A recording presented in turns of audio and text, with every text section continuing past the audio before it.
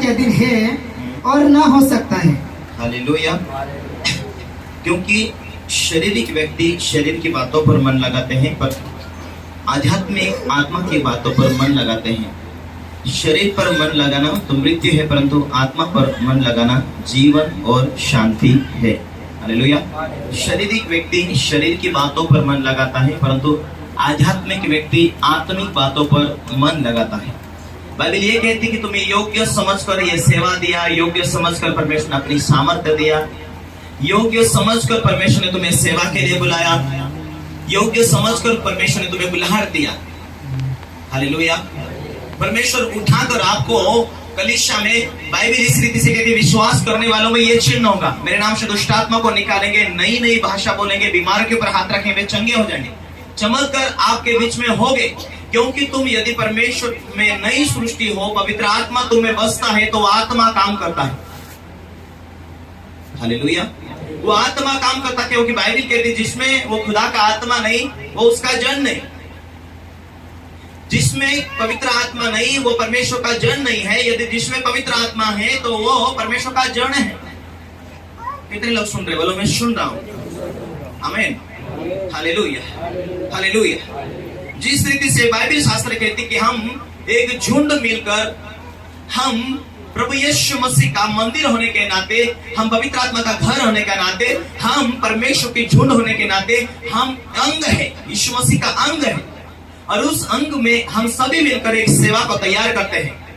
आज ये नहीं सोचना कि आत्मा काम करने लगे फिर आपकी बुद्धि आप इस्तेमाल करो।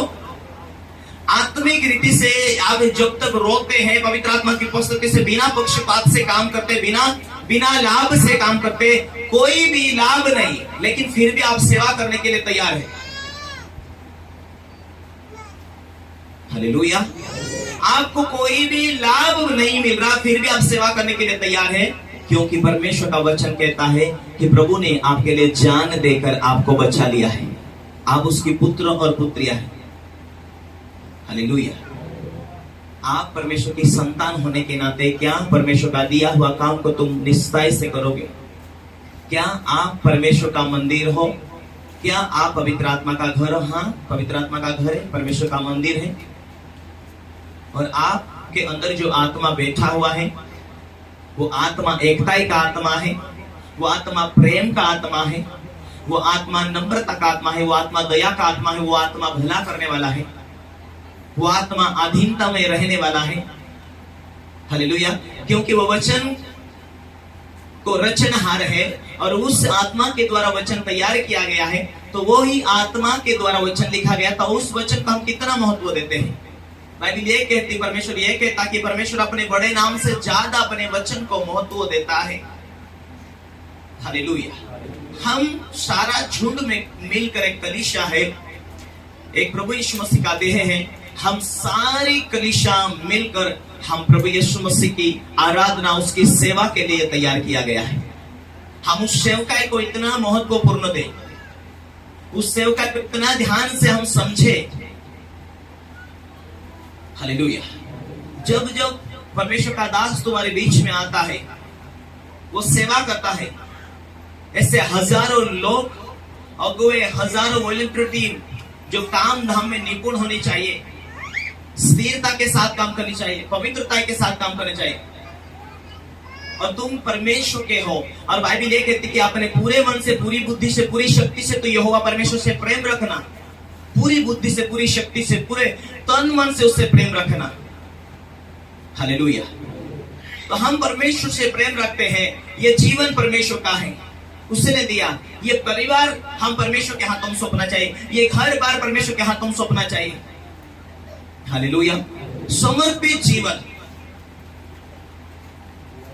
आत्मिक व्यक्ति परमेश्वर के काम का किस रीति से लेकर चले, आत्मिक व्यक्ति परमेश्वर की इच्छा पूरी किस रीति से करे, वो उस धुन में है। क्योंकि उस व्यक्ति को मालूम है परमेश्वर धोखा नहीं देता। परमेश्वर जो बुलाया है, परमेश्वर ने मुझे बुलाया है, वो अभिषेक करेगा, अपनी समय के अनुसार आशीष देगा, अपनी समय के अनुसार मुझे ब्लेस करेगा, अपनी समय के अनुसार मेरे जीवन में वो बरकत को जोड़ेगा। हालेलुया, हालेलुया, आत्मिक व्यक्ति वो आत्मिक बातों के पर मन लगाया हुआ है तो हताश नहीं होगा, उदास नहीं होगा, निराश नहीं होगा। काम होंगे, क्योंकि परमेश्वर का वचन कहता विश्वास करने वालों में ये काम होंगे, तुम्हारे हाथों से काम होंगे, क्योंकि तुम परमेश्वर की आत्मा के सही चल रहे, इसलिए काम होंगे। बिना लाभ से चलते रहो, क्योंकि तुम्हारी मजदूरी स्वर्गों की ओर से आने वाली है। जिस बुलाहट के अंदर तुम परमेश्वर के काम को करते जाते हो, तुम्हारा फल स्वर्ग की ओर से है। हालेलुया। पर विश्वासी जो मंडली में यीशु मसीह का चेला जो यहूदी इस्करियोत जो था, लंबा विश्वास नहीं है, अपनी बुलाहट के ऊपर परमेश्वर देगा कि नहीं देगा ये बातों में वो चूक जाता है कि परमेश्वर मुझे बुलाया है, इस बुलाहट के अंदर परमेश्वर अपने समय के अनुसार मुझे बरकत देगा, वो नहीं मालूम था, इसलिए अपने बुलाहट से हट गया, वो शारीरिक में जीने लगा। इसीलिए शरीर की बातों पर उसने मनसा के लालसा किया कि परमेश्वर आगे देगा कि नहीं देगा। यहूदा यीशु मसीह के साथ चला, मैं जुने नियम की बात नहीं कर रहा, मैं नए नियम की बात कर रहा हूं। यहूदा जो इस्करियोत था, यीशु मसीह को जो धोखा देने वाला, यीशु मसीह को पकड़वाने वाला, उसकी बहुत बड़ी बुलाहट थी सेवकाई के लिए। हालेलुया। वो रोज यीशु मसीह के चमत्कार को देखता था, सारी बातें वो जानता था, समझता था, लेकिन प्रभु यीशु उसे योग्य समझा, इसीलिए उसके हाथ में थैली दे देता था। हालेलुया। यीशु मसीह ने वो डायरेक्ट चलो मीटिंग हुआ, अपना भेंट का थैली वो ले लेता था। और ये उसका ये विश्वास नहीं बैठ चुका था कि परमेश्वर ने मुझे बुलाया है, उस सेवकाई के अंदर वो सारा साधन करेगा, मुझे बढ़ने की जरूरत है। वो शरीर में गया, हालेलुया, उसने लालच किया, और उसकी आदत जो थी वो अच्छी नहीं थी, बुरी आदत के ऊपर उसने विजय नहीं पाया था, उसमें शैतान को चांसेस मिला। इसीलिए राजा के पास में जाकर बोला, यीशु मसीह को वहां पकड़वाना चाहता मैं, कितना देंगे, चलो हम तुझे इतना दे देंगे दाम। शैतान जानता है कि आवश्यकता कौन सी है, ऐसे लोगों से मिलाएगा। शैतान जानता है कि इसकी इच्छा, इसकी जरूरत क्या है, ऐसे लोगों से मुलाकात करवाएगा। तुम्हारा धुंध कैसा है, परमेश्वर की आत्मिक बातों को लेने ग्रहण करने के लायक है या शारीरिक बातों में? यदि आप शरीर में जी रहे हैं, आत्मिकता में नहीं है, तो परमेश्वर की बुलाहट से वंचित हो सकते हैं। परमेश्वर की बुलाहट के ऊपर तुम कायम नहीं रह सकते यदि तुमने शरीर के ऊपर विजय नहीं पाया है। तो आत्मिक व्यक्ति आत्मिक बातों में मन लगाएगा, धुंध लगाएगा, उसी विषय में वो मनसा करेगा। लेकिन शारीरिक व्यक्ति सोचेगा कि ऐसा न वैसा पेट भरना, ऐसा न वैसा घर बनाना, ऐसा न ऐसा कोई साधन बनाना, उसकी निशानी है कि वो गिर जाएगा, उसकी निशानी है कि उसने शैतान को मौका दिया। Hallelujah, hallelujah. यदि यहूदा इस्करियोत यदि उस समय उसका पेशे के ऊपर निगरानी नहीं रहता था, तो उसका नाम बाइबल में आता था कि फलाना प्रेरित था, फलाना ये, इसके हाथों से उसके काम हुए। पतरस एक सिंपल साधारण व्यक्ति था, डरपोक था, अनाड़ी था, क्रोध वाला व्यक्ति था, और उसने लंबे समय से इंतजार किया। वो कमजोर हुआ, वो गिरा, मछली के लिए गया वापस यीशु जाने के बाद, लेकिन वो रोकर माफी मांगने वाला व्यक्ति था, वो कठोर नहीं था, वो क्षमा मांगने वाला व्यक्ति था। यीशु को पकड़ने के लिए आए तो तलवार उठाकर कान काट दिया था पतरस ने। अपनी गलतियों के लिए मैं एहसास करता था, वो माफी मांगता था, प्रभु चेंज कर खुदा, मैं बदलना चाहता हूं, क्या तेरी मर्जी है। वो रोने वाला व्यक्ति था, वो प्रार्थना करने वाला व्यक्ति था।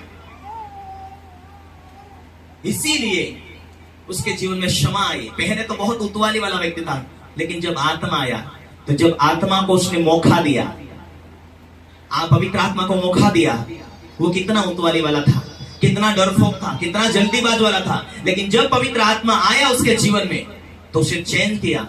वही व्यक्ति जो ना पढ़ाई थी ना कुछ भी नहीं, वही व्यक्ति कुछ पत्रियों को लिखा, और वही व्यक्ति जो डरपोक था, एक स्त्री के सामने प्रभु को नहीं जानता, लानत हो ऐसा बोलने वाला व्यक्ति, उठकर आत्मा में बढ़ता जाता, और एक टाइम आकर 3-3 हजार लोगों को बपतिस्मा देने लगता है।